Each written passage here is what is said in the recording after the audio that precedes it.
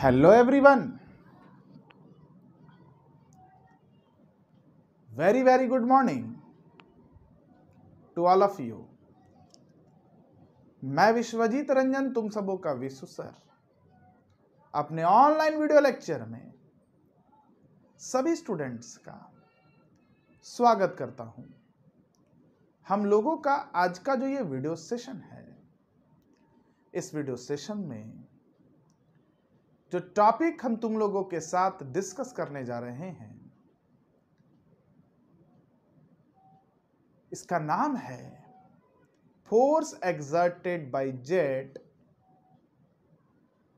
when the jet strikes an unsymmetrical curve plate at its tip tangentially।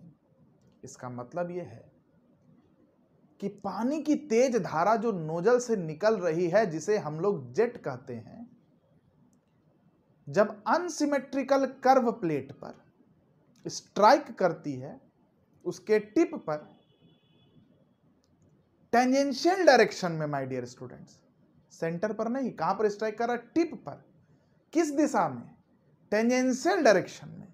तो क्या force jet plate पर exert करेगा और उस फोर्स के वजह से प्लेट में कितना काम होगा, प्लेट कितना काम करेगा, कितना पावर प्रोड्यूस करेगा, इन सारे एक्सप्रेशंस पर आज के इस वीडियो लेक्चर में हम लोग चर्चा करेंगे। लेकिन माय डियर स्टूडेंट्स, चर्चा को आगे बढ़ाने से पहले हम चाहते हैं कि बोर्ड पर जो चीज लिखा हुआ है, वीडियो को पॉज करके नोट डाउन करें। चलिए अब देखिए, समझिए बात को। ये हमारा एक कर्व प्लेट है, ये भी एक टिप है। यहां पर जेट से, यहां पर नोजल का पानी, नोजल से निकला हुआ पानी की तेज धारा आती है, इसे पॉइंट 1 कहे या इनलेट पॉइंट कहते हैं। और पानी की तेज धारा इस ब्लेड के सरफेस से होते हुए ऐसे निकल जाती है। तो इस पॉइंट 2 पर पानी की तेज धारा जेट इस ब्लेड को छोड़ के बाहर निकलती है, तो पॉइंट 2 को हम आउटलेट कहते हैं। इस टिप पर, इस कर्व प्लेट के ऊपर में हमने एक टेंजेंट ड्रॉ किया। ये टेंजेंट इस हॉरिजॉन्टल के साथ जो एंगल बनाया, इसे हम थीटा कहते हैं, इनलेट ब्लेड एंगल। इस टिप पर, इस कर्व प्लेट के ऊपर में हमने एक टेंजेंट बनाया। यह टेंजेंट इस हॉरिजॉन्टल के साथ जो एंगल बनाता है, इसे हम लोग क्या कहते हैं? फाई कहते हैं। क्लियर है? अब देखिए माय डियर स्टूडेंट्स, ये ब्लेड जब स्टेशनरी होता है तो ये आगे नहीं बढ़ता, लेकिन यहां हम लोग पढ़ रहे हैं मूविंग ब्लेड के बारे में। तो मान लेते कि ब्लेड जो है आगे u वेलोसिटी से मूव कर रहा है। अच्छा, एक चीज और, ये थीटा क्या इनलेट ब्लेड एंगल और फाई क्या आउटलेट ब्लेड एंगल। अगर थीटा और फाई बराबर नहीं होता है तो हमारा ब्लेड क्या होता है? अनसिमेट्रिकल। ब्लेड कहिए, प्लेट कहिए, सब एक ही चीज है। दूसरी बात है, क्योंकि ये ब्लेड हमारा, ये प्लेट हमारा u वेलोसिटी से मूव कर रहा है। जैसे हम आगे अगर चल रहे हैं तो मेरा हाथ भी आगे चल रहा है, मेरा माथा भी आगे चल रहा है। तो जब ब्लेड मेरा u वेलोसिटी से चल रहा है तो ये पॉइंट 1 भी चल रहा होगा। तो पॉइंट 1 जिस वेलोसिटी से चल रहा है उसको हम u1 लिखे हैं, हालांकि u1 u के बराबर होगा। अरे हम चलेंगे तो मेरा हाथ भी, हम 5 मीटर पर सेकंड से चलेंगे तो मेरा हाथ भी 5 मीटर पर सेकंड से ना चलेगा। जब ये पूरा प्लेट आगे चल रहा है तो ये पॉइंट 2 भी आगे चल रहा है। किस वेलोसिटी से? तो प्लेट जिस वेलोसिटी से चलेगा, पॉइंट 2 भी उसी वेलोसिटी से चलेगा। लेकिन पॉइंट 2 है तो यहां पर हम लिख दिए हैं पॉइंट 2 u2 वेलोसिटी से चल रहा है, और यहां लिख देंगे u1 बराबर u2 बराबर u।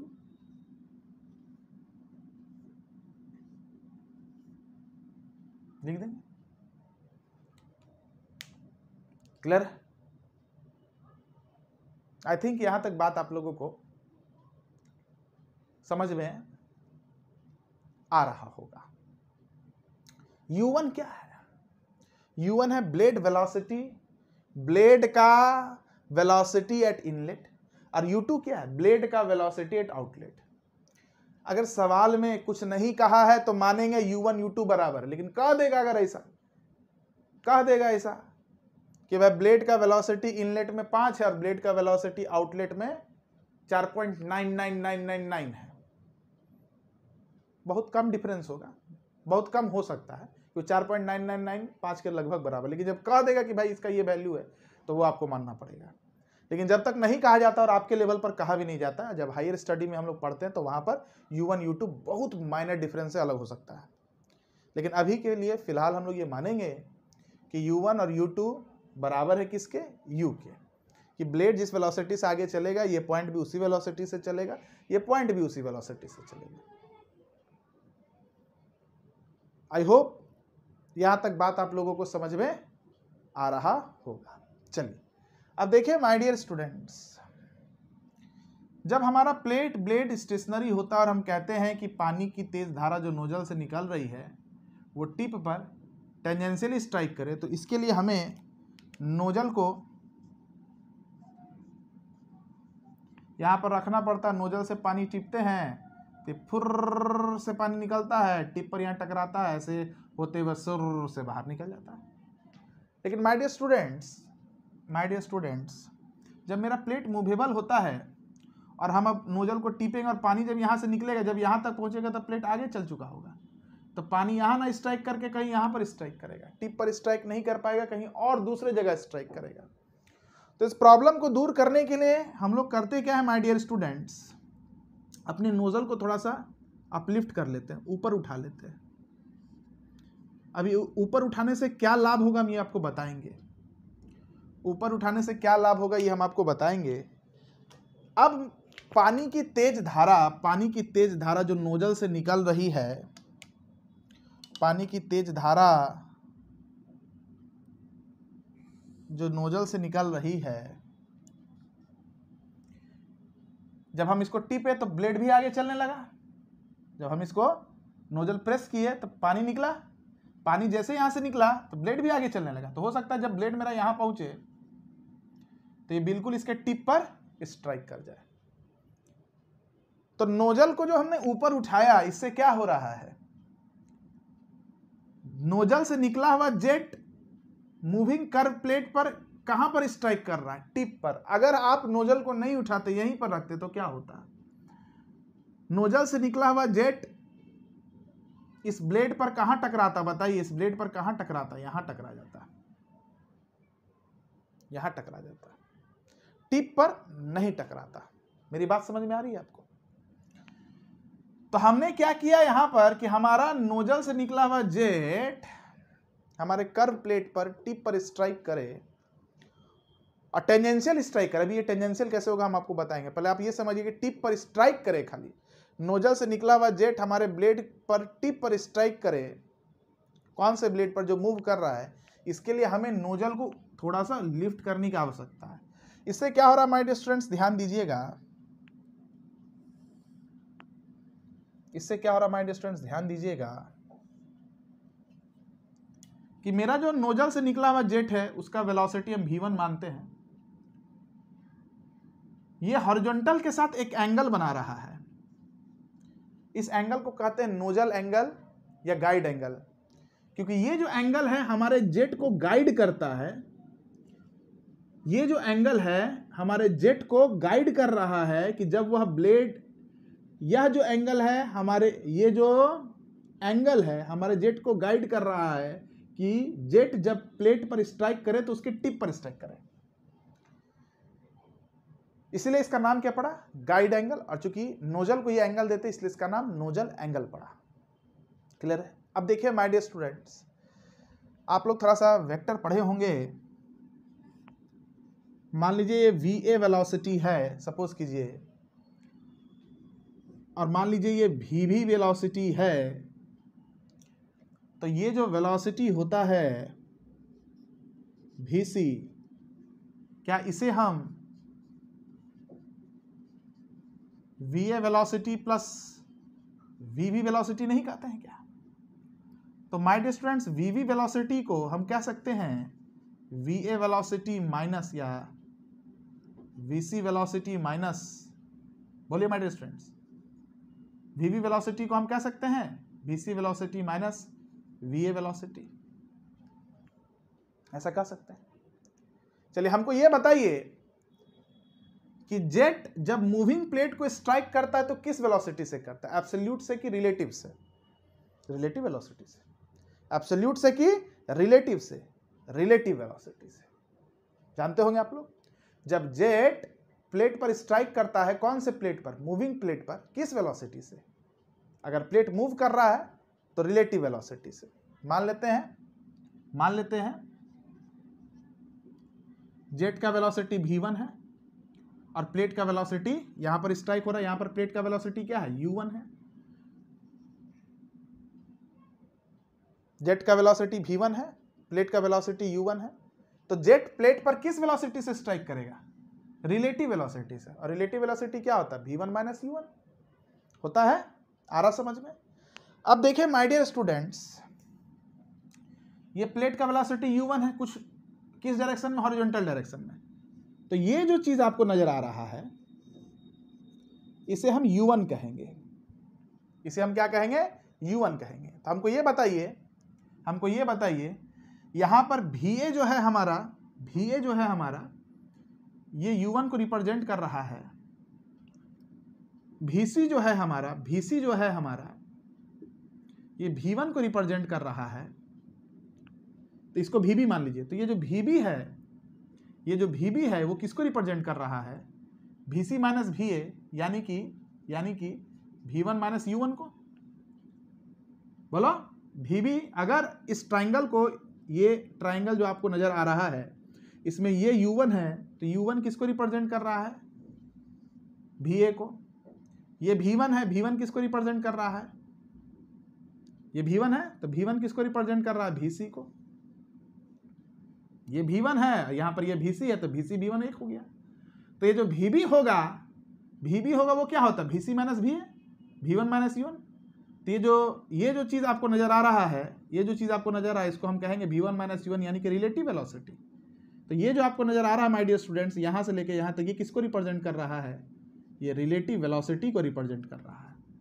ये प्लेट के वेलोसिटी को रिप्रेजेंट कर रहा है, ये जेट के वेलोसिटी को रिप्रेजेंट कर रहा है। अब देखिए माय डियर स्टूडेंट्स, अगर हमने अपने नोजल को यहां से यहां लिफ्ट किया ताकि मेरा जेट इस हॉरिजॉन्टल के साथ अल्फा इंक्लाइंड हो, हम अपने जेट को जब एक अल्फा डिग्री का नोजल एंगल दिए, तो उससे हो क्या रहा है कि जेट का और इस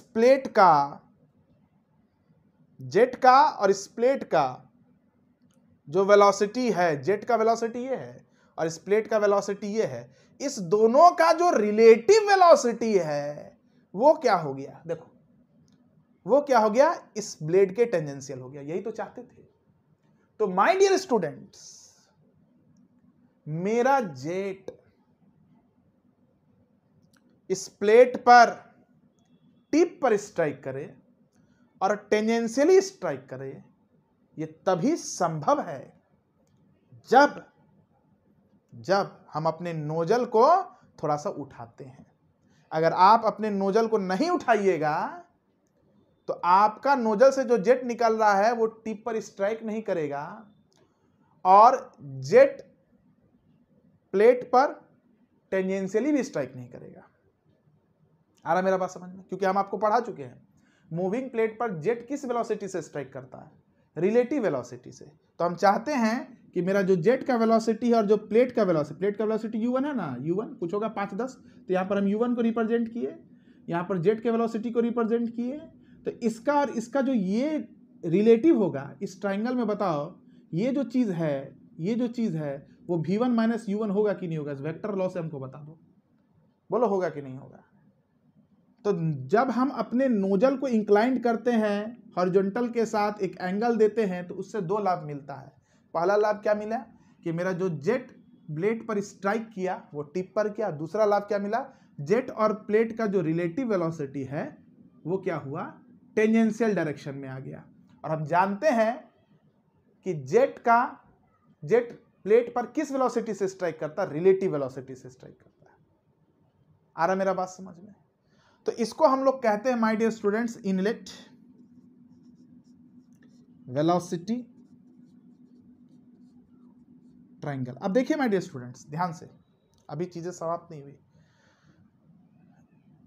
ये अगर v1 है वेलोसिटी, जो एब्सोल्यूट वेलोसिटी ऑब्जेक्ट, इसका दो कंपोनेंट होता है, एक हॉरिजॉन्टल, इसको वर्ल वेलोसिटी कहते हैं, और एक वर्टिकल, इसको हम लोग वेलोसिटी ऑफ फ्लो कहते हैं। देखो ये ब्लेड है, किसी ना किसी टरबाइन पर लगा रहता है, ऐसे देखो ब्लेड लगा हुआ है।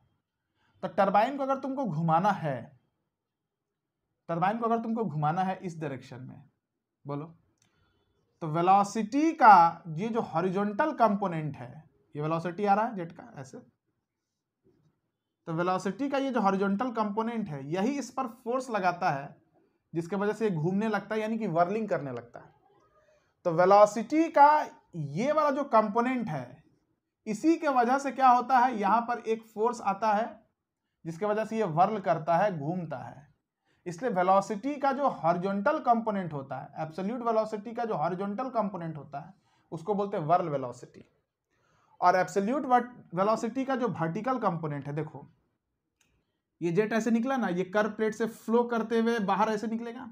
तो वेलोसिटी का, एब्सोल्यूट वेलोसिटी का जो वर्टिकल कंपोनेंट है, ये मेरे जेट को, मेरे फ्लूइड को सपोर्ट करता है कि वो ब्लेड पर फ्लो करके बाहर निकल सके। इसीलिए एब्सोल्यूट वेलोसिटी का जो वर्टिकल कंपोनेंट है उसे वेलोसिटी ऑफ फ्लो कहते हैं। तो देखो तुम लोग ध्यान से, ये एब्सोल्यूट वेलोसिटी है,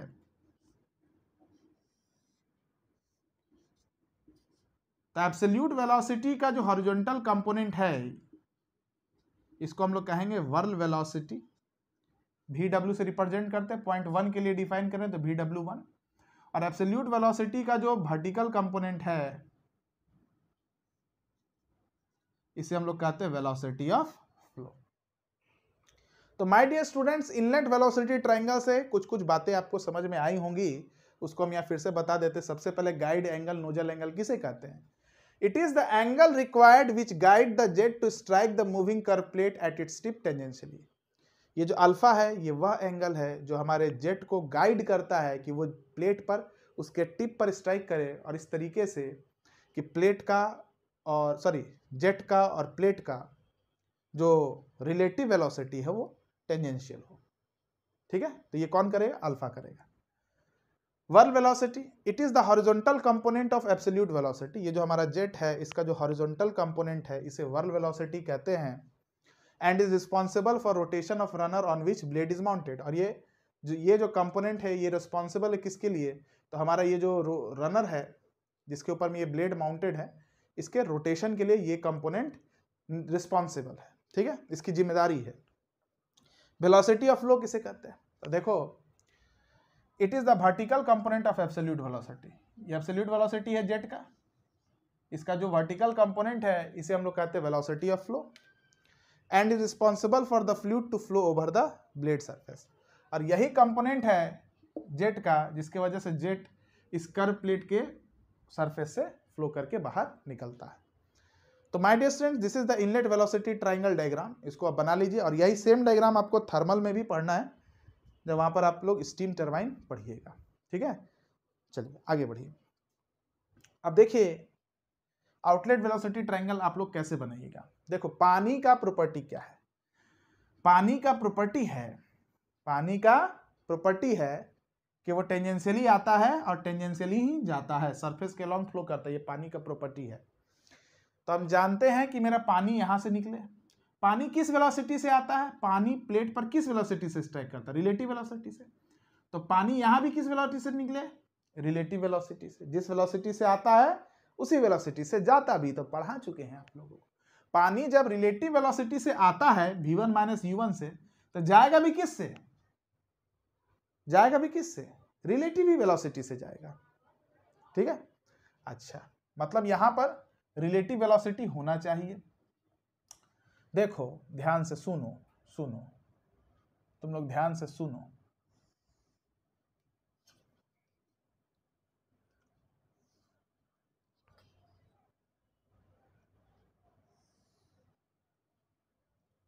जरा सा इस ट्राइंगल पर गौर करना। इसको मान लो ये जो है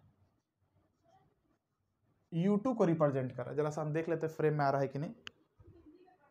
हाँ ठीक है, ये जो है ये रेफरेंस पॉइंट है, ये U1 को कर रहा था ना रिप्रेजेंट, तो यहाँ पर ये U2 को रिप्रेजेंट कर रहा है। यहाँ से लेके यहाँ का डिस्टेंस U2 को रिप्रेजेंट कर रहा है। ठीक है, U2 का डायरेक्शन क्या भाई, ये है। ठीक है, अच्छा मान लो सपोज करो ये जो जेट निकल रहा होगा इसका एब्सोल्यूट वेलोसिटी v2 होगा, मान लिए 2 पॉइंट है। अब पानी निकल रहा होगा, रिलेटिव की बात नहीं कर रहे, एब्सोल्यूट की बात कर रहे हैं। पानी जिस वेलोसिटी से निकल रहा है वो क्या है, v2 है। अब प्लेट जिस वेलोसिटी से आगे बढ़ रहा है वो क्या है, u2 है। माने ऐसा, क्योंकि 2 पॉइंट के लिए डिफाइन कर रहे हैं। तो ये जो होगा ये क्या होगा, क्या ये हमारा v2 माइनस u2 होगा? देखो तो ये जो है हमारा क्या v2 माइनस u2 होगा? ट्राइंगल लॉ से देखो तो बिल्कुल होगा, क्योंकि आप लोग पढ़े हैं ट्राइंगल लॉ में। अगर ये हमारा सपोज कीजिए ये हमारा Vr2 है, रिलेटिव वेलोसिटी एट पॉइंट 2 यानी कि आउटलेट है, 2 पॉइंट आउटलेट है। अगर ये हमारा Vr2 है तो हमको ये बताइए Vr2 plus u2, triangle law of vector addition पढ़े होंगे, Vr2 प्लस u2 किसके बराबर हुआ, v2 के बराबर हुआ कि नहीं हुआ? दोनों सेम ऑर्डर का है, तो Vr2 क्या हो गया बताओ, v2 माइनस u2 हुआ कि नहीं हुआ? तो अगर आप चाहते हैं माय डियर स्टूडेंट्स, ध्यान से सुनिए, अगर आप चाहते हैं माय डियर स्टूडेंट्स कि आपका जेट Vr2 से बाहर निकले टेंजेंशियली, तो इसके लिए आपको अपने जेट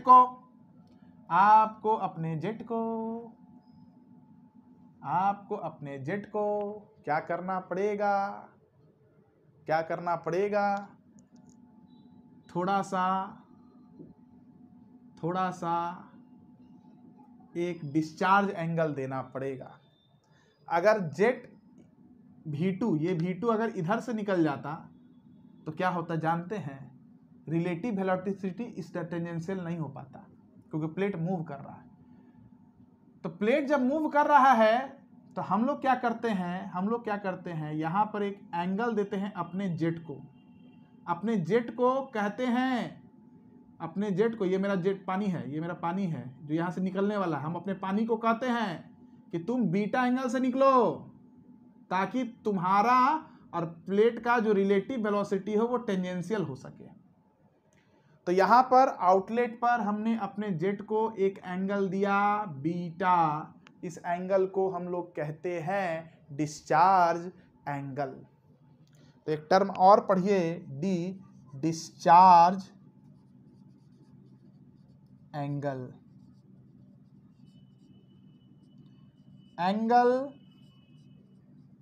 with which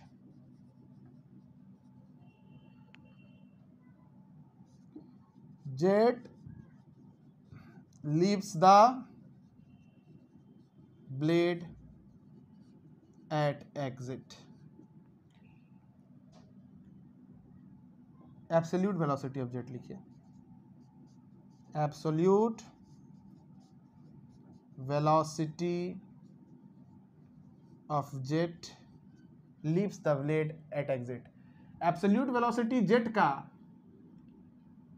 एग्जिट पर जिस एंगल से निकल रहा है उसे हम बीटा कहते हैं। अगर ये बीटा आप देते हैं तो इससे क्या होगा, जेट का वेलोसिटी और प्लेट का वेलोसिटी का जो रिलेटिव वेलोसिटी है वो टेंजेंशियल हो सकेगा। आ रहा है मेरा बात समझ में, माय डियर स्टूडेंट्स? तो ये जो ट्राइंगल बना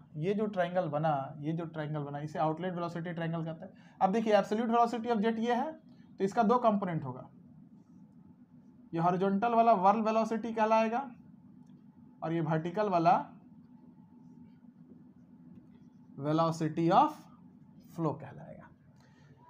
ये वीडियो में हमको रिस्ट्रिक्शन नहीं लगाएंगे, क्योंकि इसको आपको 4-5 बार देखना पड़ेगा समझने के लिए, क्योंकि ये आसान टॉपिक नहीं है। और यूट्यूब पर दुनिया भर का वीडियो देख लीजिएगा, आपको इस ढंग से कोई नहीं समझा सकता है। दुनिया में ब्रह्मांड में सिर्फ विश्वजीत सर है जो इसको समझा सकते हैं। अब हो सकता है आपको समझ में नहीं आए, क्योंकि टॉपिक में टफ है, तो इसमें हमारा गलती नहीं, हम पहले ही कह रहे हैं, इसको 5-6 बार आपको देखना पड़ेगा कंसेप्ट को क्लियर करने के लिए, और अपने से बनाना पड़ेगा, हर चीज़ को समझना पड़ेगा। वर्ल्ड वेलोसिटी क्या है, वेलोसिटी ऑफ फ्लो क्या है, ये सब चीज़ आपको समझना पड़ेगा। ठीक है, तो हम उम्मीद करते हैं कि इनलेट वेलोसिटी ट्रायंगल और आउटलेट वेलोसिटी ट्रायंगल आपको क्लियर हो गया होगा। ठीक है, V2 है, V2 का 2 कंपोनेंट होगा, पढ़े होगे। ये ट्रायंगल को देखो ना, V2 है ना, तो ये जो हॉरिजॉन्टल हो गया ये क्या हो गया, वर्ल्ड वेलोसिटी, और वर्टिकल हो गया ये क्या हो गया, वेलोसिटी ऑफ फ्लो हो गया। ठीक है माय डियर स्टूडेंट्स, तो चलिए वीडियो को पॉज कीजिए और यहाँ तक चीज़ को पहले नोट डाउन कीजिए।